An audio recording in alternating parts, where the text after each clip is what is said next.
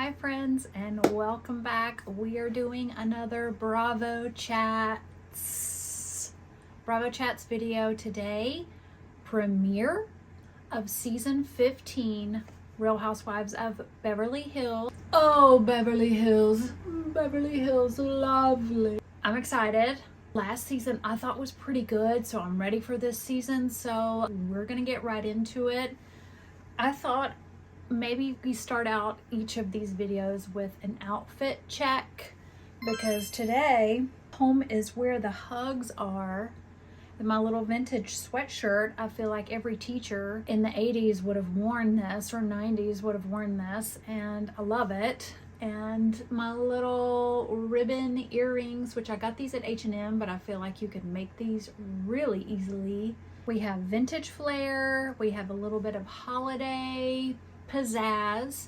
So let's hit play on season 15, Real Housewives of Beverly Hills. Let's go. Okay, so we left off with these gals at the reunion with Garcelle quitting. And I don't think she has declared a sole reason why she quit, but I think, I'll look this up. She was really disappointed with Sutton. I think she felt like Sutton didn't have her back. I think she made a really big accusation against Dorit. You know, she kind of hinted that maybe the robbery with Dorit was faked. It was staged. I think if you're gonna make that big of a declaration, you have to be ready to sit in the hot seat and just get pummeled. And I don't think she was ready to do that. Garcelle is way too normal and way too nice to get into a fist fight like that, a proverbial fist fight like that. So reunion, we were left with, I believe, Kyle and Dorit going at it, because remember, Kyle was texting PK behind Dorit's back and then kind of lying about it. We were left with Garcelle leaving, Beau's a little upset with Garcelle, can't remember why. Sutton not saying very much at that reunion. I think maybe she took some anti-anxiety. I think maybe she took a Xanax, because she didn't say very much. And then Jennifer Tilly just kind of being there for laughs. And who am I? Oh, Erica, not saying very much, not doing very much. So that's where we are, and that's where we start off. So here we go. Oh, our new girl this year, Rachel Zoe. She is back to Bravo, so Rachel's going to be on this season. And then a new girl, I can't remember her name. I want to say Amanda, but I'm not sure. We'll find out about her later. So in the very beginning of the episode, we get a little bit of some scenes of Sutton on a horse. We've got some scenes of Erica washing a car in her neighborhood. I really don't know why we're doing this. We've got Dorit walking out of Hermes with a lot of shopping bags. We've got Beau's doing a photo shoot. And we've got Kyle walking out of her house in a really cute outfit. I thought it was cute. All black tights, jumping in her Porsche. We have a lot of pictures of our videos of Lamborghinis everywhere. I don't know if we just like rented 15 different colors of Lamborghinis and just shot video of them all day, but we're gonna start at Beau's house, and her daughter are filming, putting together a little charcuterie tray for someone that is coming over. And that person that is coming over is Dorit. Dorit is coming over to see Beau's. She has brought gifts. She has brought Hermes. Is that how you say it? A big orange Hermes bag for Beau's, and says, well, I'm bringing you this gift because I never brought your birthday gift over. So I'm bringing you this gift now. Bose opens it up. It's a blanket. They put up a little chyron down at the bottom that said it's a $2,000 blanket. Now, all of this is important because Dorit has been in the news in the past over having some financial difficulties. I want to say at one point they filed bankruptcy, but maybe that's just PK that filed bankruptcy. So I know the producers love to highlight whenever Dorit spends a lot of money, because I think everybody in the audience is kind of like, does she have any money? But it's probably just PK. So Bose immediately brings up a picture of PK, a paparazzi picture of PK kissing another woman on the street, and Dorit saying, yeah, I saw that, and I actually filed for divorce the day that I saw that. She says she just does not recognize who PK is anymore. The same day that she filed for divorce, they had to go to their son's baseball game, and it flashes up a picture of PK is sitting way up here in the stands and Dorit is way down here in the stands, and they're like not talking to each other.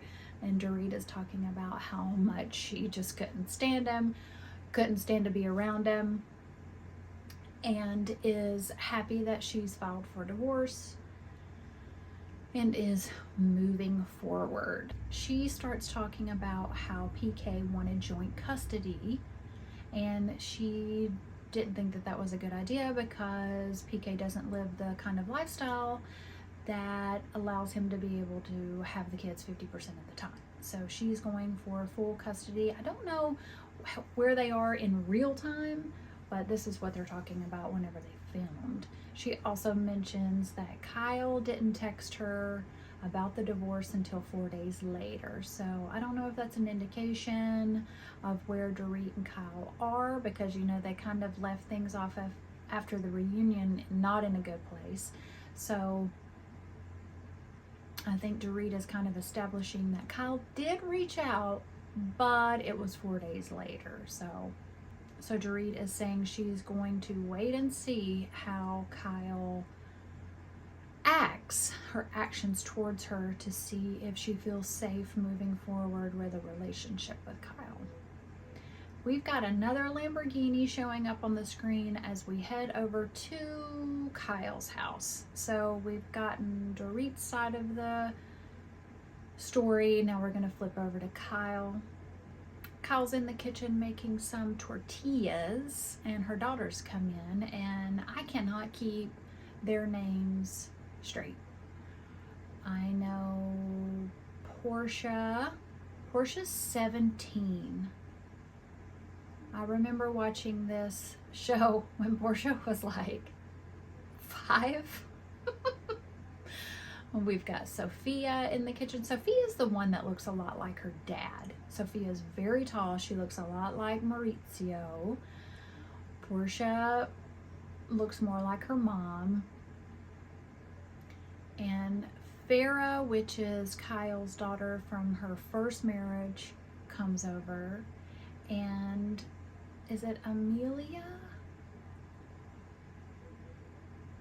Her other daughter's name? Alexia. Ugh, I always get it wrong. So Alexia has come over to talk about her wedding plans because she's going to get married. Now, Farah was going to get married. She was engaged, but Kyle says it just didn't work out. But Alexia is now engaged to her best friend from 3rd grade. So I think that's kind of cute. So we've got Alexia, Farah, Portia, and Sophia all gathered around the table with Kyle, and they're talking about the upcoming wedding, but they're also talking about Maurizio, their dad. Kyle goes and gets an old wedding album, and they start talking about their dad because their dad is in the paparazzi, just like PK, kissing all these other girls and getting caught on camera doing it.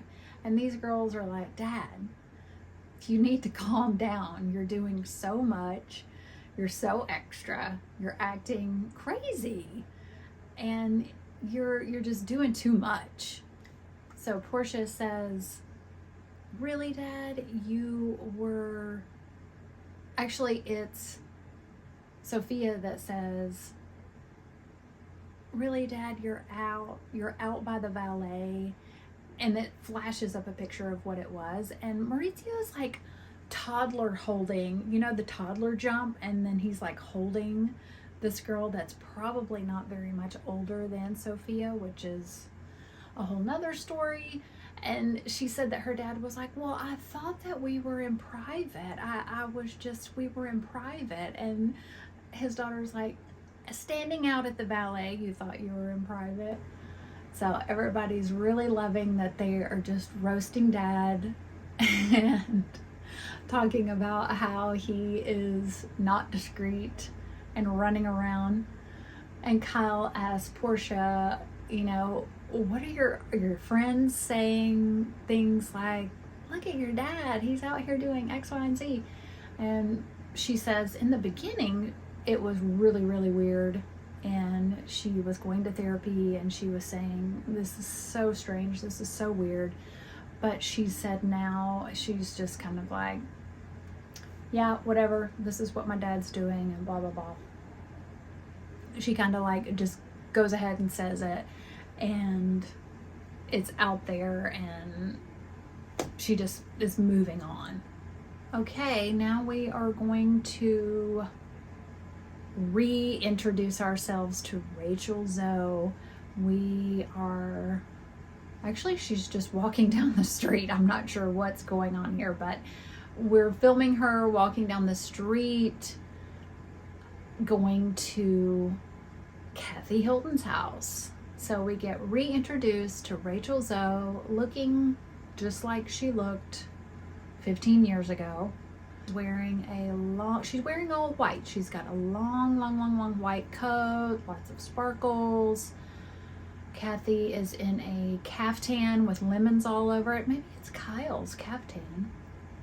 We get a couple of flashbacks to the Rachel Zoe Project show, and we get a couple of old photos of Rachel and Paris Hilton. She says they met first, then it rolled over into her knowing Kathy.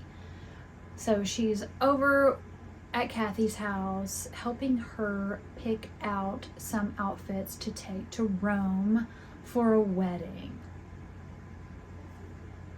Because, you know, we're all going to Rome for a wedding. So Rachel gives her advice, and Rachel says that all of her friends are always asking for her advice, and she is hesitant because she is basically like, yeah, that's not good. And she hates to offend her friends. So we get a little background on Rachel. She says Tommy Hilfiger was the first person that gave her a chance. Then she started, she said she was styling Backstreet Boys, Britney, and then she moves over into Jennifer Garner, Anne Hathaway, styling for red carpet. And so that's where she kind of took off. Then she's saying that in 2011 she started a podcast, and then she's got a bunch of different little offshoot brand deal situations. And I think she had a home decor line, and then she had a clothing line. Funny enough, I saw a top recently on one of my thrift store runs, Rachel Zoe top. It was a cute little sweater, actually. So she's catching Kathy up on the fact that her and her husband, Roger, or Raj, if you're a Rachel fan, you know that she would call him Raj all the time, that they are divorced, that they were married 18 years before they even had kids, and then they were married, I don't know, 11 more years after that. So they were married for like 26 years, and they've split up. And it's been about a year since she's split up that she's filming this show. So they're showing some flashbacks to the Rachel Zoe project, where her and Roger are, you know, being with their kids. She has 2 kids. She has 2 boys. I think one of them is 14 now, and one of them is 11. And she's just telling Kathy that they outgrew each other. She doesn't really give one specific reason why they got divorced, but she's just saying that he turned into someone she didn't really know anymore. I'm getting the vibe that he probably wanted to see other people, or maybe was seeing somebody else. She doesn't say that he cheated, but it's just giving that vibe. But she doesn't say that. Now we're going back over to Kyle's house, and Erica is coming over to Kyle's house. And they're meeting each other down in Kyle's entryway that has the black and white checkered tile. And they're sitting down to catch up a little bit. Erica's talking about playing or singing or performing in some hoopla festival or something in London. And they're talking about how Reba is here. Now, Reba is Sutton's mom. Last year, we got to go down to Augusta, Georgia and meet Reba, and Reba was the star of the show. Literally, everybody loved Reba. Reba is just no nonsense. This is how it is. She just was great. So Kyle and Erica are getting ready to go over to Sutton's house because Reba is in town because Sutton's son is going off to college. So, or it's his graduation party. Okay, it's his high school graduation party. So he's graduating, so Reba's in town. And Sutton is going to have all the girls over for a little luncheon, and Reba's going to be there. Reba is playing the piano in the living room. We get a flashback to Reba and Sutton kind of making some sort of amends last year. Reba was saying, "I love you, Sutton." And Sutton's like, "My mom just said I love you." But she says that her and her mom have been doing really well. They've been talking more. They've been FaceTiming. They actually have a better relationship now than they did. So we've got Erica and Kyle driving over to Sutton's house. They're talking about how they left the gifts on the table. And I'm like, every time you go to a person's house, I guess if they invite you over for lunch, you need to bring a gift. But I always wonder, do they just have like a closet of small hostess gifts? I mean, I guess that would be the smartest thing to do. Just go ahead and have a closet full of little gifts. Candle, wine, maybe a charcuterie tray or something. I wonder like what the typical Beverly Hills hostess gifts are. So Kyle and Erica have come in. They are greeting Reba and greeting Sutton. Everybody's hug, hug, hug. Do you want a drink? They ask Reba if she wants a deviled egg. She says, "Oh no, thank you." We get a little flashback of Erica and Sutton's relationship and how it's been a bumpy ride. All the way back to the beginning. You know, Sutton was the one that really pressed Erica on, where did that 20 million come from? And Sutton has always pushed Erica's buttons. I think they had that one little moment where they thought they were going to be friends, and then that fell apart. So another thing that has gone on is Sutton has gotten rid of her longtime personal assistant, Avi. And that happened, I guess that happened right after the reunion. And Avi has been with Sutton for a long time, and everyone is wondering what happened with Avi, where did he go? and they want the juice on Avi. So Kyle's like, where's Avi? Where's Avi? Sutton says, well, I had to let Avi go. And Kyle's like, well, what happened? Sutton says, nothing dramatic happened. I let him go. It's really sad. And I've known Avi for a really long time. He's seen me be married, not be married. He's seen my daughter graduate high school. Avi was a close friend. And Kyle asks, well, did you leave it on good terms? And she says, we did, but it's complicated. I don't think Sutton is telling the truth at all. I did see most recently that Avi and Sutton must have been on Watch What Happens Live and took a picture together. So maybe we'll find out a little bit more about that. But to me, if you let somebody go, like, why did you let them go? She says she doesn't think she needs a personal assistant anymore. So, but I think, and Erica says she's being very evasive, which I agree. They bring that up and then immediately say, so you lost Avi as a friend. Remember, you also lost Garcelle as a friend. And so we get a flashback and a flash up and a piece of, we get an article flash up about how Garcelle quit. She didn't even want to take the cast photo at the end of the reunion last year. And she's not really replied to any of Sutton's texts. We've got Kathy showing up, giving everybody a hug. Sutton's mom says she loves Kathy's outfit.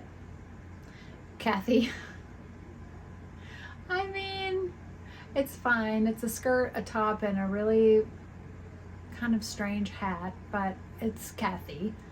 At this point, I wonder if she's just playing a part, but who knows.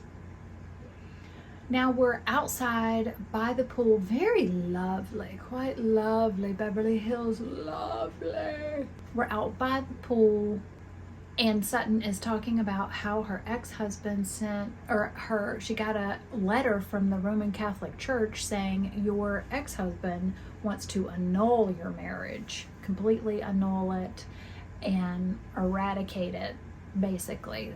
I don't know the reasoning behind any of this or whatever. I'm not Catholic, so, but I do know it's important. So she's dealing with that. And so they're all just kind of asking her, why would he do that? Why does he want to do that? What does that mean about your kids? Because Reba even says, what does that mean about the kids? And are they illegitimate? But Sutton says something about, no, he didn't change that or anything. So like I said, I don't know any of the ins and outs of all that kind of stuff.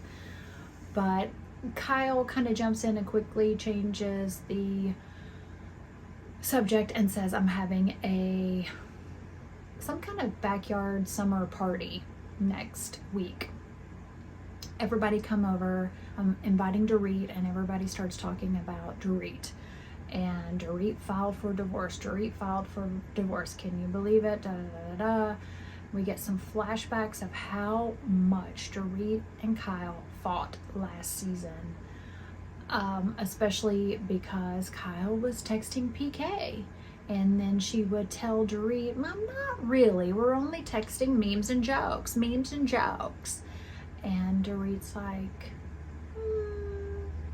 The food is brought out. Kathy is cutting off a piece of her hat with scissors that I guess were in her bag.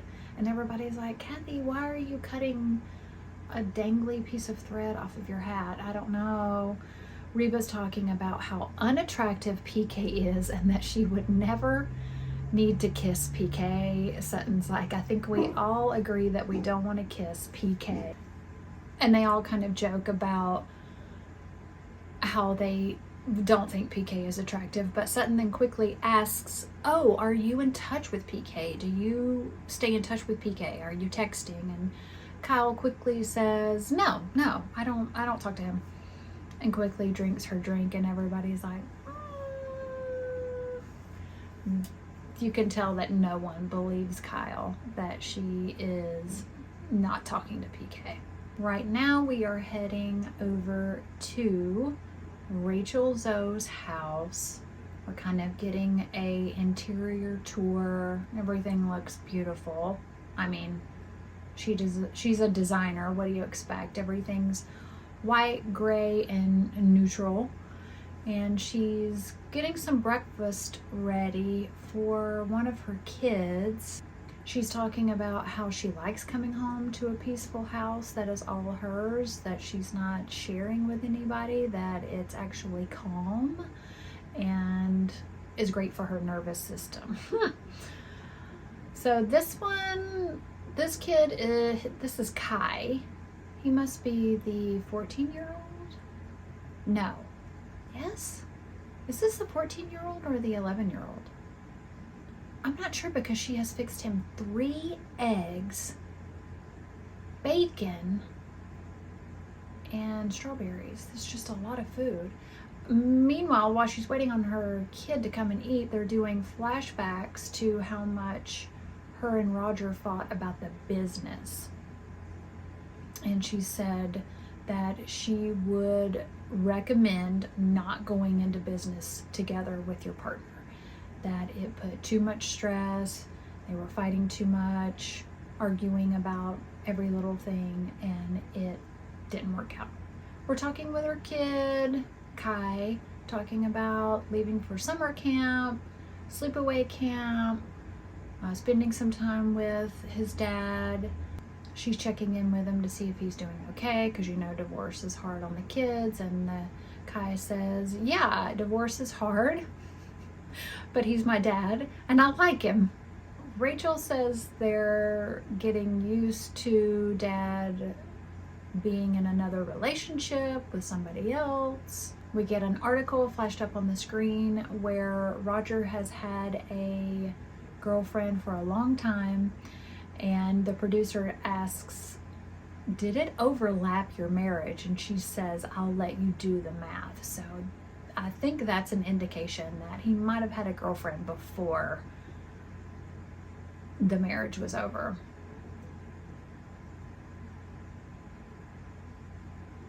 And Rachel says, as long as my kids are fine, I'm fine. So we leave Rachel's house and head over to Erica, going into a restaurant to meet Bose. Bose is coming in wearing a very tight latex outfit, and Bose is representing the girls with the big butts. I think she looks great. Erica is wearing a pinstripe light blue shirt dress.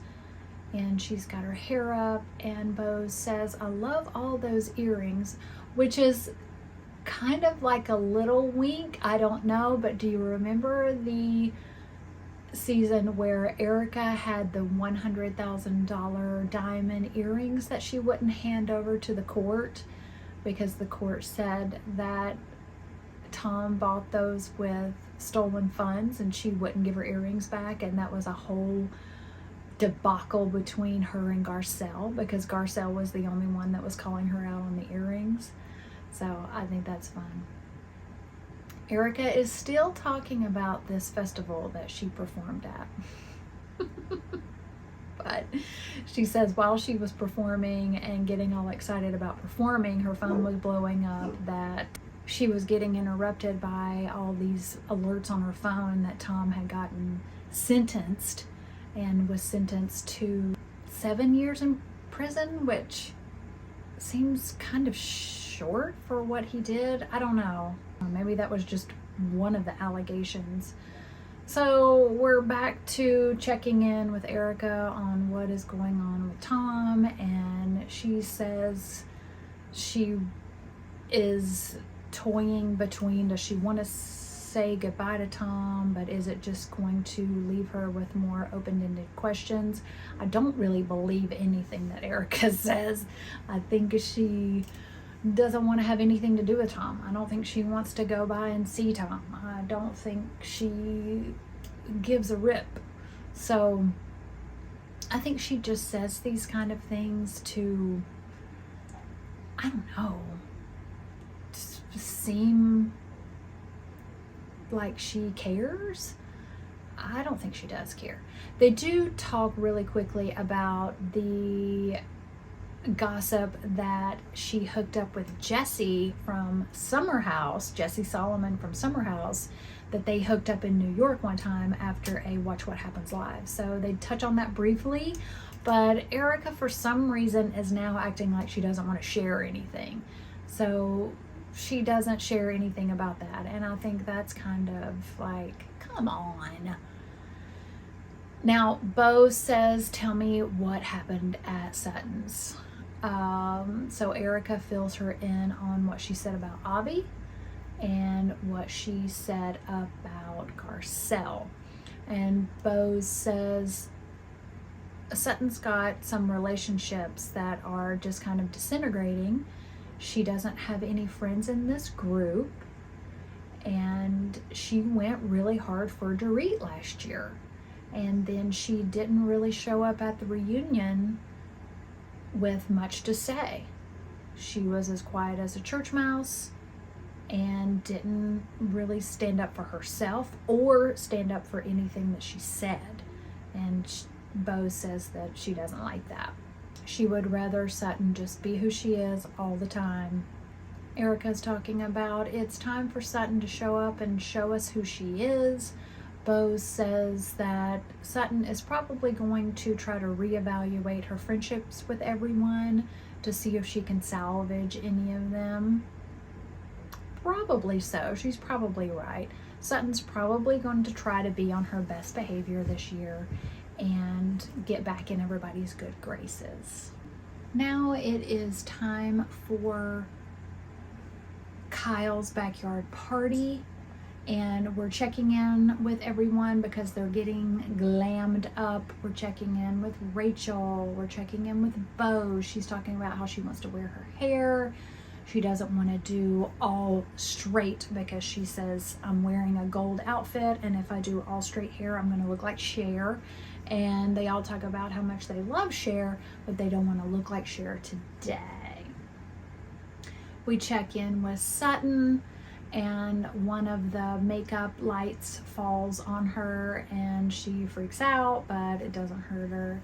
She gives Kyle a quick FaceTime call, and Kyle says, I need you to be on your best behavior today. I need you to use some of that Southern hospitality and just be pleasant and nice. They also talk about this is going to be the first time that Sutton is seeing Dorit, and how does she feel about that? And Sutton is saying, I don't want to go there with Dorit anymore. I don't want to push her anymore. We get some flashbacks to 2024 when she was really handing it to Dorit like every episode, and it was fun to watch. All right, we are at Kyle's backyard party. I keep on forgetting what they're calling it, but Kyle's running around the kitchen looking at all the food that's being prepared. We've got salmon, we've got some steak that looks absolutely delicious. I wish I could have some of that. And we're checking in on all the caterers and the gals that are setting everything up. They're showing that they're going to have a flower crown making station. They're going to have a pressed flower craft of some sort. I think maybe a candle holder. None of these ladies are going to do any of this, but it's for the show. You got to have it. Even Kyle is saying, I've got to have activities for everybody because it's just the way it is. So the ladies are starting to show up. We've got Erica coming in first. You know, the producers tell them what time they need to arrive. They calculate who needs to get there first and what way we'll set it up the best. So Erica is first today. Erica is apologizing for not wearing a sundress. That she knew that was on the invitation, but she has decided to wear what looks like silk pajamas in a very tie-dye psychedelic kind of pattern. I actually like them though. And then we've got Faye Resnick coming in with a girl named Anna, but they all think it's Dorit, but it's not Dorit. She just looks like Dorit, but I don't think she looks like Dorit either. Maybe she looks like Dorit a little bit, but then we've got the actual Dorit coming in, and she's kind of wearing more of a 70s summer. It's a dress. It almost looks like a jumpsuit, but I like it. It's very bohemian. It's very casual. It's very flowy. We get a close-up on the girl that they said was the girl that looks like Dorit, but Dorit sees that Kyle is holding a glass of champagne, and she says, "Oh, are you drinking again?" And Kyle says, "No, this is non-alcoholic." And Dorit's like, "Well, like, I'm so bored with you." Bose is driving in the car. Bose is bringing her boyfriend, but I don't know why, because nobody else has a boyfriend or a husband or is bringing a guy to this party. So, but for whatever reason, Keely has decided to come with Bose to this backyard summer soiree flower crown party. Kyle is asking Bose for updates on this and updates on this. So she wants to know what's going on with the engagement, what's going on with Bose trying to get pregnant. And Bose doesn't give us any information here, but she is saying that, last season, when she first met Kyle came off a little cold and icy, but she is ready to be Kyle's friend if she actually wants to get to know her. We've got Dorit, Bose, and Kyle talking about Sutton. They're kind of revisiting what happened at the reunion. They are establishing what Dorit thinks she's going to say to Sutton. And Dorit is basically saying, look, I'm ready to move forward and move on, but if she's going to start it with me, I'm going to meet her where she's at. Sutton is conveniently showing up right about now. So Dorit is actually really cordial, really nice to Sutton, complimenting her on her dress. And everybody says, "Why are we standing in the sun? Let's go over to the shade." So they head over to the shade. They joke about how Keely, Bose's boyfriend, is over by the flower crown table. I mean, why is he here? We get to talking to Sutton about, Dorit says, "Sutton, I heard about what your ex-husband did with all of the, I want to get our marriage annulled by the Catholic Church bit." So Sutton says, "Yeah, it happened." Everybody says, the best thing you can do is just have a great life and live a great life, move forward. Sutton is reaching out to touch Dorit and say, "Thank you for that," and whatever, and they joke, and Dorit's like, "You're trying to touch me? I don't know what we're doing here." But we get into, again, what happened with Garcelle, what happened with Avi. Sutton continues to say, "I don't really know what happened with Garcelle." And I don't think that's true. It might be true because I don't think Sutton cared to ask or cared to know. We get flashbacks of Garcelle walking out of the reunion, and Sutton didn't really go after her until it was too late and Garcelle's already gone. she keeps on saying, I texted and I texted her and I texted her and I texted her, and Garcelle never replied back. I think maybe Garcelle might have wanted a phone call or stop by, see how I'm doing, those kind of things. But Sutton, I think, is being very cagey. She's being very evasive about the relationship with Garcelle and the relationship with Avi. I don't think the Avi relationship is as important as the Garcelle relationship, because we're seeing flashbacks of how good they were together, how much they did together, the time they spent together. They were good friends.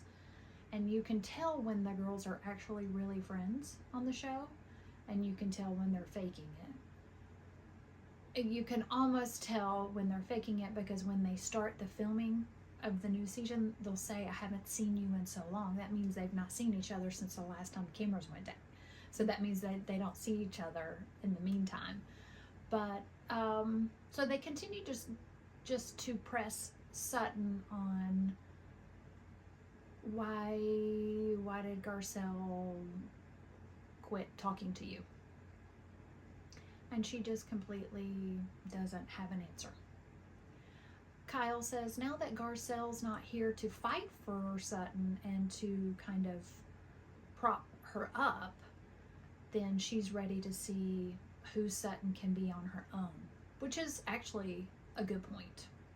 Now we've got Kathy Hilton walking in with Rachel Zoe, and this is going to be the first time that Rachel is introduced to the whole group together. And Kyle says that she's known of Rachel, but she doesn't know Rachel on deeper terms than just kind of being an acquaintance. But everyone is coming over to greet Rachel. Bose is coming over. You know, side note on Bose, I think she is one of the best Real Housewives additions in a long time. I think across all franchises. Other than a few of the girls on Salt Lake, I think Bose was a really good person for Beverly Hills. I think she was a breath of fresh air, or as Teresa Giudice says, fresh of breath air.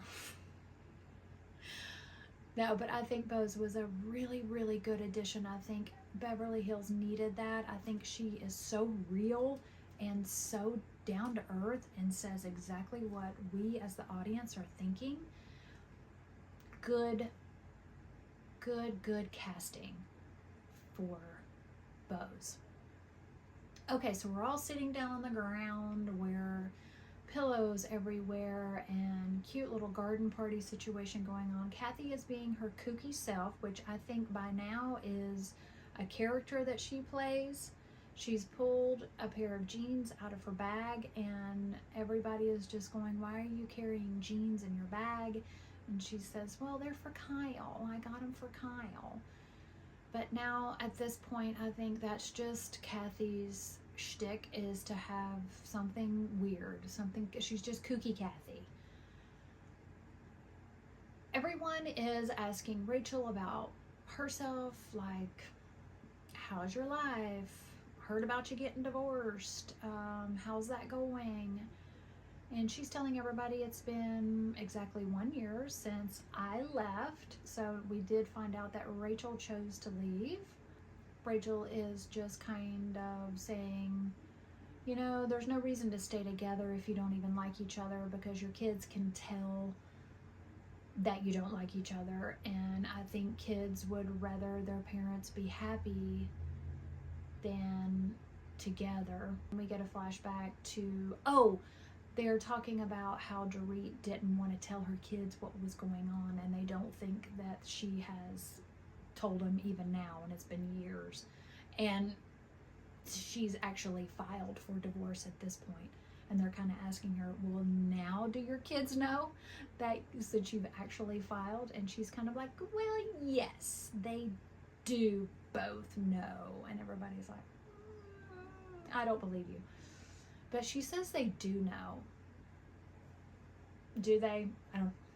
Oh, it's Kyle's summer solstice party. They finally put up the title and I read it. So it's a summer solstice party. So Kyle chirps in and says, you know, when Maurizio and I first split up, we didn't tell the girls. And we all remember that because Kyle took like 2 seasons to actually get it out that her and Maurizio were not together. And we go back to PK being photographed by the paparazzi with all these different young girls, and how Maurizio probably saw PK doing it and thought, I'm gonna do it too. Rachel pops in and says, I saw Maurizio in Aspen. Somebody was trying to set me up with Maurizio when I was out there. And awkward, that's Kyle's ex-husband. And I was like, no, I don't want to date Maurizio. And Bose makes a funny comment of, is there anybody left in LA that Mo or PK haven't tried to get with? And she's like, oh wait, me. It says that PK is a world-class partier and Mo is just kind of following after PK. And they're living their best lives, unmarried, dating, partying, running around wherever they want to. I feel like it's a lot of the guys on this show, we've got 3 now that have just kind of called it quits on their long-term marriages and have taken off for the life of partying and dating younger girls. Shocking? No. We get a little bit of a sprinkle of Rachel asking Kyle, are you dating now? Are you single? And Kyle is still avoiding whether or not she's bisexual or just dating guys or dating girls or dating both. She won't answer. We get a sneak peek of what might happen later on in the season when she kind of says, I could go either way, but we're not getting any indication here when Rachel is asking her here, are you dating? Because she's saying, I'm single, I don't go out a lot. And Rachel's encouraging her to go out more, be out more, be out 3 nights a week. And Kyle's like, I don't want to be out 3 nights a week. But then they all are ending the party and saying, let's have a hot girl summer. We're going to have a hot girl summer. Let's do it. Let's go. And so they're all signing off, you know, making little comments about what hot girl summer means to them. And then we get at the very end a coming up on this season of Real Housewives of Beverly Hills, and they play the trailer all over again.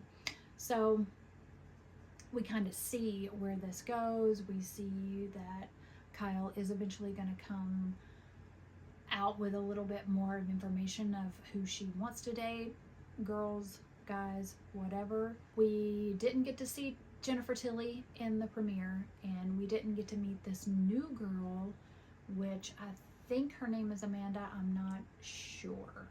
So we've still got a couple of more people to meet or reconnect with.